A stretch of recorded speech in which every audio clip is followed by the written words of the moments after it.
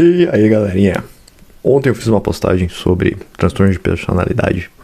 E a ideia daquilo era justamente chamar a atenção para vocês a respeito de transtornos mentais, de forma geral, mas quis usar os transtornos de personalidade porque é uma área que me interessa bastante. Qual é o foco aqui? É falar sobre sofrimento. Sofrimento é uma das coisas das quais as pessoas não entendem que é uma experiência subjetiva. Sofrimento é subjetivo.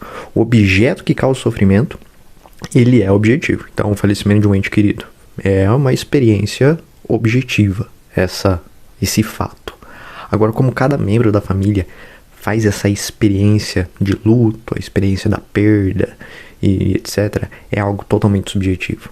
É por isso que não dá pra você falar de forma literal, eu sei o que você está sentindo, porque não tem como a gente saber o que o outro está sentindo. Só tem como saber o que o outro está sentindo se a gente fosse aquela pessoa. Aí a gente não seria nós. E aí a gente entra em âmbitos filosóficos.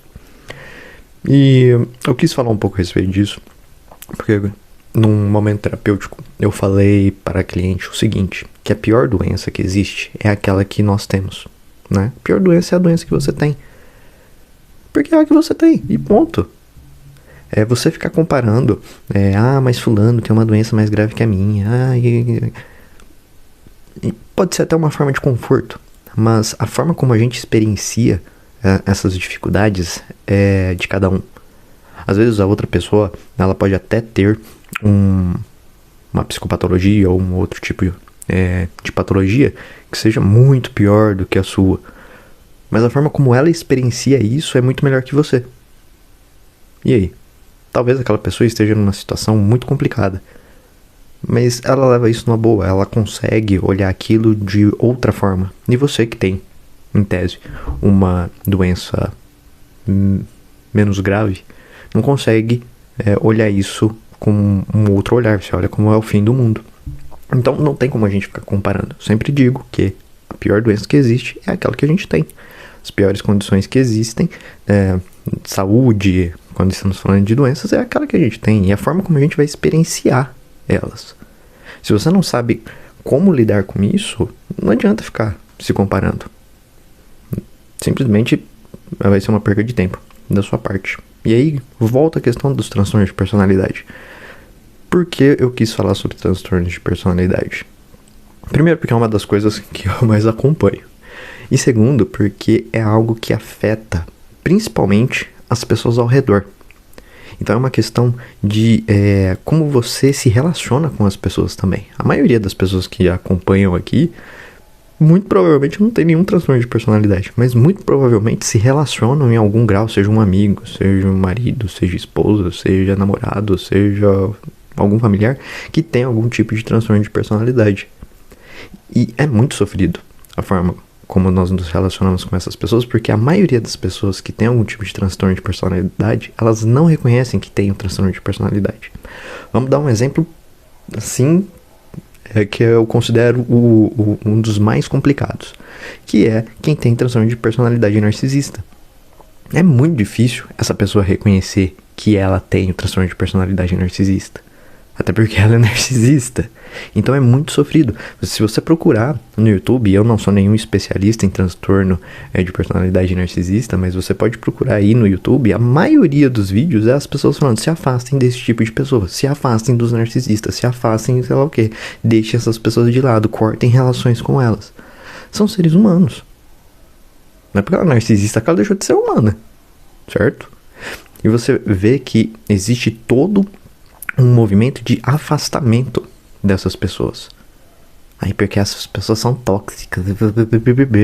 Ninguém quer pegar a dificuldade e lutar em prol da pessoa. Principalmente quando estamos falando de narcisistas. Claro, é muito difícil, óbvio que é difícil, porque pra pessoa reconhecer que ela tem esse transtorno, pra trabalhar esse transtorno, é uma longa caminhada. Mas e aí? Nós vamos dar as costas pra todo mundo que tem algum tipo de transtorno de personalidade e é difícil, o que nós vamos fazer? Deixar elas por aí, sofrendo? Porque elas podem até achar que não estão sofrendo, mas elas estão sofrendo. Para pensar. Quantas pessoas você se relaciona e que você, em algum grau, quando você vê alguma dificuldade, você pula fora? Esse é o pulo do gato. Vocês achavam que eu ia falar das pessoas que têm algum tipo de psicopatologia. Não, eu quero falar de você, que em tese não tem nenhuma psicopatologia, mas não sabe lidar com as pessoas que têm alguma psicopatologia. Principalmente as pessoas que têm algum transtorno de personalidade. É com você que eu quero falar. Com você que foge muitas vezes das situações, porque eu não quero sofrer, eu não quero passar dificuldade, eu quero uma vida linda, boa e tudo mais. Eu sei que é sofrido, eu sei que é difícil. Convivo com essas dificuldades dentro da minha família. Mas fugir não é a solução. Qual que é a solução? É você procurar um bom profissional, um bom psiquiatra, um bom psicólogo, um bom profissional de saúde mental, que com muita paciência vai te ajudar a encontrar os caminhos para lidar com aquela pessoa que tem transtorno de personalidade e levar essa pessoa que tem transtorno de personalidade para ela começar um tratamento. Nada é rápido nessa vida.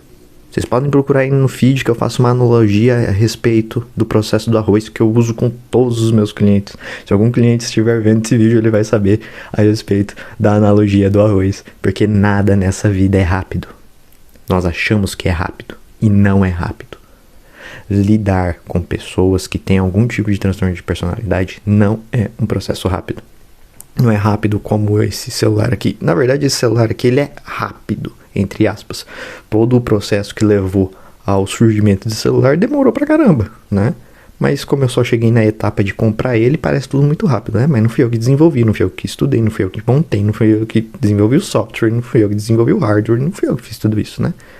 Agora, se eu tivesse participado de tudo isso, provavelmente eu acharia que o processo seria bem longo. Então, pessoal, o foco aqui é chamar a atenção sobre o cuidado que nós, que em tese não temos nenhuma psicopatologia, temos que ter com as pessoas que têm alguma psicopatologia. O cuidado, o carinho, o amor que nós temos que ter para com essas pessoas, porque não é fácil.